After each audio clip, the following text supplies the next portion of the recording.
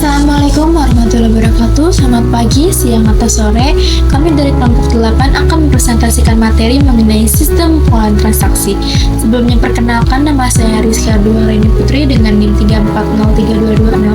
3403220036. Saya Tanri Sintiati Rahimat dengan NIM 3403220042. Dan saya Sinta Nursamsia.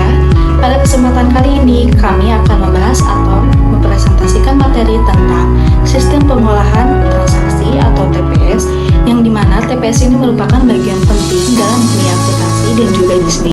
Baik teman-teman, sebelum ke materi yang pertama yaitu pengertian umum transaksi, saya ingin bertanya dulu nih kepada teman-teman. Misalnya kita kerja nih di sebuah perusahaan yang besar dan mempunyai ribuan transaksi setiap harinya. Misalnya transaksi jual beli barang, pembayaran gaji karyawan, atau penerimaan uang dari pelanggan. Nah, jika semuanya dicatat nih secara manual, pasti ribet banget kan? Nah, disinilah pentingnya sistem pengelolaan transaksi atau TPS. Nah, TPS ini bisa dibilang dengan otaknya sistem informasi akuntansi. Nah, TPS ini bertugas nih untuk mencatat, mengolah, dan menyimpan semua transaksi keuangan yang terjadi dalam suatu organisasi. Nah, tanpa TPS yang baik, maka data keuangan perusahaan akan berantakan kan, dan tidak bisa dipercaya. Nah, sebelum bahas lebih jauh nih, kita harus paham dulu apa sih transaksi itu, dan juga apa sih transaksi keuangan, apakah ada perbedaan? Nah, transaksi adalah suatu aktivitas atau peristiwa yang melibatkan pertukaran barang, jasa, atau uang antara dua pihak atau lebih. Nah, transaksi ini dapat terjadi dalam berbagai aspek kehidupan, baik dalam dunia bisnis, pemerintahan, maupun dalam kehidupan sehari-hari atau pribadi, yang merupakan bagian penting dalam operasional suatu entitas, karena menunjukkan adanya aktivitas ekonomi yang terjadi dalam suatu periode tertentu. Contohnya nih, misalnya, yang pertama, kamu beli HP di toko online. Nah, itu termasuk dengan transaksi. Yang kedua, misalnya perusahaan membayar gaji karyawan, itu juga transaksi. Yang ketiga, misalnya kamu bayar listrik, air, dan juga lain-lain. Nah, itu juga termasuk dengan transaksi. Nah, ada juga nih transaksi keuangan. Nah, transaksi keuangan adalah transaksi yang berkaitan dengan perubahan posisi keuangan atau yang memiliki dampak terhadap catatan akuntansi dan juga laporan keuangan suatu entitas yang melibatkan nih perubahan posisi keuangan suatu pihak, baik berupa pemasukan atau pendapatan maupun pengeluaran atau beban. Nah, teman-teman, di sini ada ciri-ciri transaksi keuangan. Yang pertama yaitu melibatkan uang atau nilai ekonomi. Nah, setiap transaksi keuangan harus melibatkan pertukaran uang atau sesuatu yang memiliki nilai ekonomi.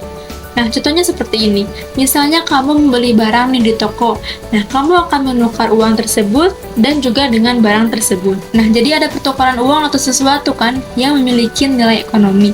Nah, itu yang dimaksud dengan ciri-ciri transaksi keuangan yang melibatkan uang atau nilai ekonomi. Yang kedua yaitu dapat diukur dalam satuan mata uang. Nah, transaksi harus bisa dihitung nih dalam bentuk uang, misalnya dalam rupiah atau IDR, dolar atau USD, atau juga dengan mata uang lainnya. Yang ketiga yaitu mempengaruhi posisi keuangan. Nah, setiap transaksi akan berpengaruh pada laporan keuangan suatu perusahaan atau individu. Nah, bisa meningkatkan atau mengurangi aset, kewajiban, ataupun ekuitas. Misalnya, jika perusahaan nih membeli mesin baru, nah asetnya bertambah tapi uang kasnya berkurang. Nah, itu dimaksud dengan mempengaruhi posisi keuangan karena bisa meningkatkan atau mengurangi aset, kewajiban, ataupun ekuitas. Yang keempat yaitu harus memiliki bukti transaksi. Nah, setiap transaksi keuangan harus memiliki bukti yang sah sebagai dasar pencatatan dalam akuntansi. Misalnya bukti ini berupa nota, faktur, kwitansi, ataupun bukti transfer bank. Misalnya, saat kamu beli barang nih di supermarket, nah kamu akan mendapatkan struk sebagai bukti transaksi. Nah, itu yang dimaksud dengan ciri-ciri transaksi keuangan. Karena setiap transaksi keuangan harus memiliki bukti yang sah sebagai dasar pencatatan dalam akuntansi. Nah, di sini ada pengertian sistem pengelolaan transaksi. Sistem pengelolaan transaksi atau Transaction Processing System atau TPS adalah sistem yang dirancang untuk mencatat, memproses, dan juga menyimpan data transaksi yang terjadi dalam suatu organisasi secara otomatis dan juga sistematis. Nah, dalam sistem informasi akuntansi atau SIA, TPS ini digunakan untuk mengelola transaksi keuangan seperti penjualan, pembelian, penggajian, pembayaran utang, dan juga penerimaan kas sehingga laporan keuangan dapat dihasilkan secara akurat. Nah, TPS ini berperan nih sebagai dasar bagi sistem informasi lainnya dalam organisasi. Karena semua informasi keuangan berasal dari transaksi yang terjadi. Nah, jika sistem ini bekerja dengan baik, maka laporan keuangan yang dihasilkan juga akan akurat dan juga dapat diandalkan. Nah, di sini ada ciri-ciri sistem pengolahan transaksi. Nah, sebuah sistem pengolahan transaksi atau TPS memiliki beberapa ciri utama. Yang pertama, menangani banyak transaksi. Nah, dalam sistem pengolahan transaksi harus bisa nih menangani ribuan hingga jutaan transaksi dalam suatu waktu. Misalnya untuk bisnis besar seperti perbankan, e-commerce, dan juga retail. Yang kedua yaitu memproses data dengan cepat. Nah, transaksi ini harus diproses nih dengan cepat agar tidak menghambat operasional bisnis dan juga kepuasan pelanggan. Nah, yang ketiga yaitu akurasi tinggi.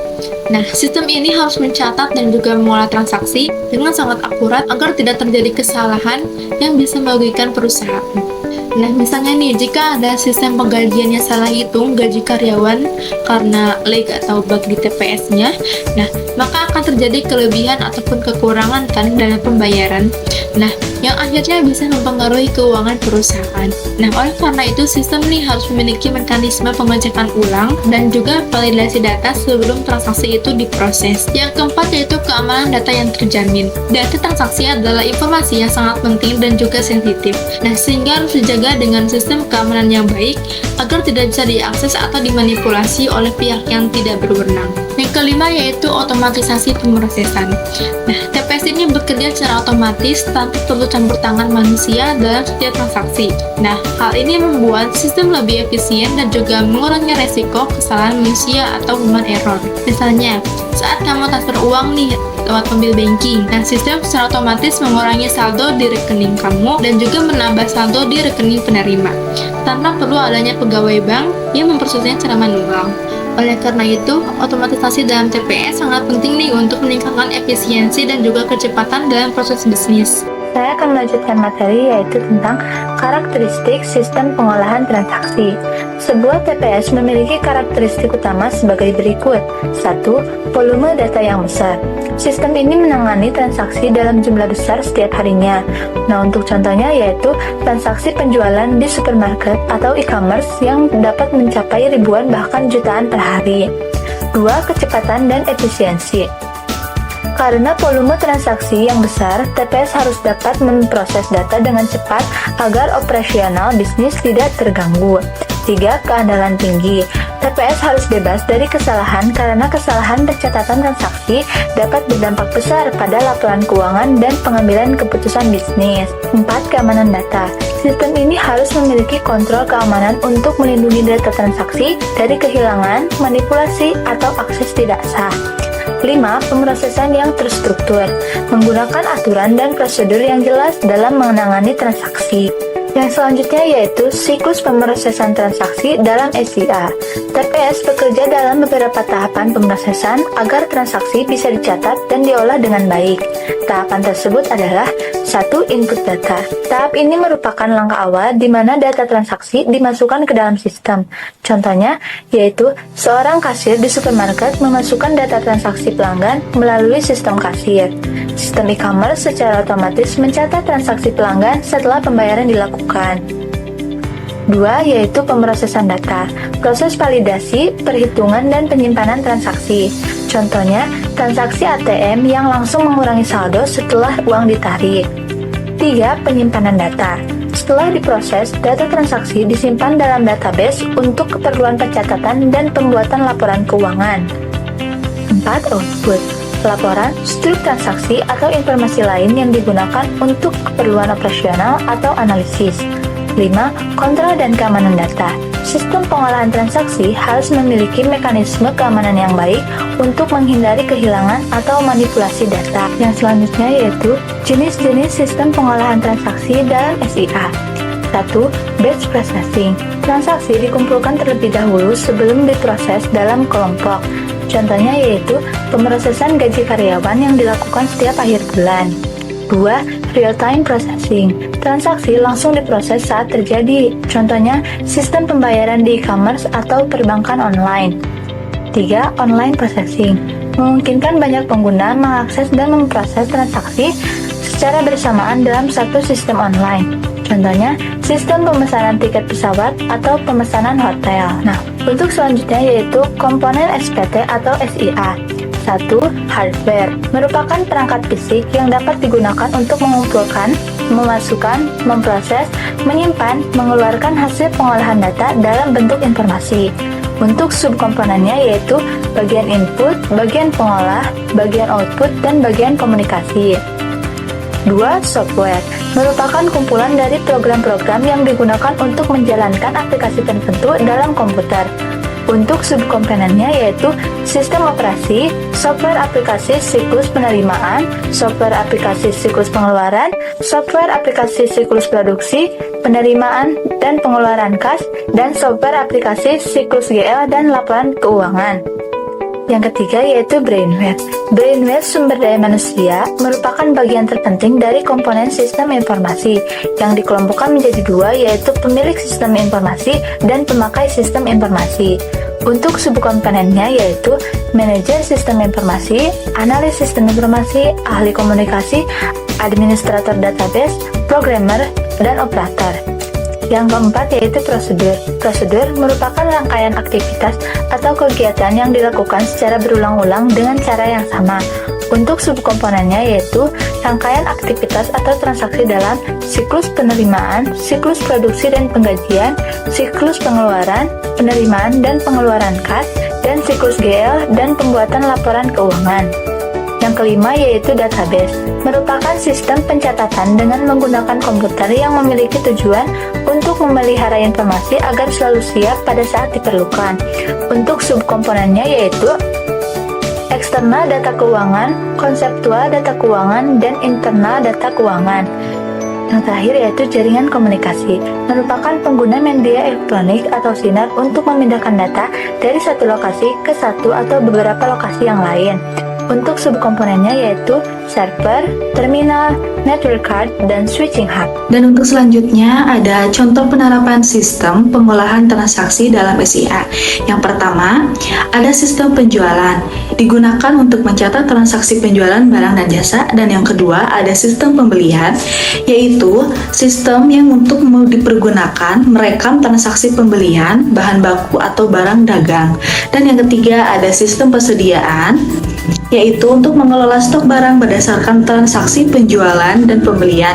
Dan yang keempat, ada sistem penggajian, yaitu sistem yang dipergunakan untuk menghitung gaji karyawan berdasarkan data absensi dan juga tunjangan. Dan yang terakhir, ada sistem akuntansi keuangan yang merupakan sistem untuk menyusun laporan keuangan berdasarkan transaksi yang dicatat. Dan untuk selanjutnya ada manfaat sistem pengolahan transaksi dalam SIA. Penggunaan TPS dalam sistem informasi ini dapat memberikan berbagai manfaat, diantaranya 1. Efisiensi operasional. TPS mengotomatiskan pencatatan transaksi sehingga mengurangi pekerjaan manual dan meningkatkan efisiensi pada bisnis. Yang kedua, akurasi yang tinggi. Sistem ini membantu mengurangi kesalahan pencatatan yang mungkin terjadi dalam sistem manual. Yang ketiga, ada kecepatan pemrosesan. Transaksi dapat diproses dengan lebih cepat, terutama jika menggunakan sistem real time. Lalu yang keempat, ada peningkatan keamanan data.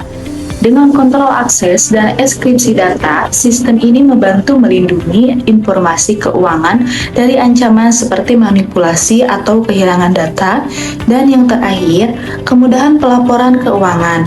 TPS menghasilkan laporan keuangan secara otomatis dan akurat, sehingga mempermudah manajemen dalam pengambilan keputusan. Selanjutnya ada tantangan dalam implementasi sistem pengolahan transaksi. Meskipun TPS menawarkan banyak keuntungan, ada beberapa tantangan yang perlu diperhatikan dan dihadapi dalam implementasinya. Di antaranya antara lain yaitu biaya implementasi. Sistem ini membutuhkan investasi yang cukup besar, terutama untuk infrastruktur dan perangkat lunak. Yang kedua, keamanan data, risiko serangan cyber, dan peretasan terhadap sistem dapat membahayakan integritas data. Yang ketiga, ada integrasi dengan sistem lain. TPS harus dapat terhubung dengan sistem lain seperti ERP atau Enterprise Resource Planning agar bisnis berjalan dengan lancar. Dan yang terakhir, ada kesalahan pemrosesan. Jika terjadi kesalahan dalam sistem, maka bisa berdampak besar pada transaksi keuangan di perusahaan. Nah, di sini ada ilustrasi sistem informasi akuntansi. Nah, di slide ini ada beberapa gambar nih yang menunjukkan berbagai aspek dari sistem pengolahan transaksi atau TPS dalam dunia akuntansi. Nah, yang pertama yaitu diagram alur sistem pengolahan transaksi. Nah, ini menunjukkan bagaimana data transaksi diproses dan juga diinput sehingga menjadi laporan keuangan. Nah, yang kedua ilustrasinya adalah penggunaan software akuntansi dalam TPS. Nah, ilustrasi ini menunjukkan bahwa TPS ini sering dikaitkan nih dengan software akuntansi untuk mencatat transaksi keuangan otomatis. Nah, contoh softwarenya itu ada SAP, Zahir, Mayo, dan juga Accurate, dan juga lain-lain. Nah, ilustrasi yang ketiga yaitu proses input data transaksi, yaitu menggambarkan bagaimana si transaksi itu dimasukkan ke dalam sistem, misalnya oleh kasir di toko atau pegawai keuangan di perusahaan. Contohnya nih, misalnya saat pelanggan membayar di supermarket, kasir masukkan data transaksi itu kan ke dalam sistem atau yang disebut dengan POS atau Point of Sale. Yang keempat yaitu ilustrasinya yaitu sistem penyimpan database transaksi. Nah, TPS harus memiliki database yang menyimpan semua transaksi secara aman. Nah, biasanya menggunakan server dengan sistem keamanan tinggi agar tidak dicuri ataupun hilang. Yang kelima yaitu ilustrasinya laporan keuangan berupa cetak.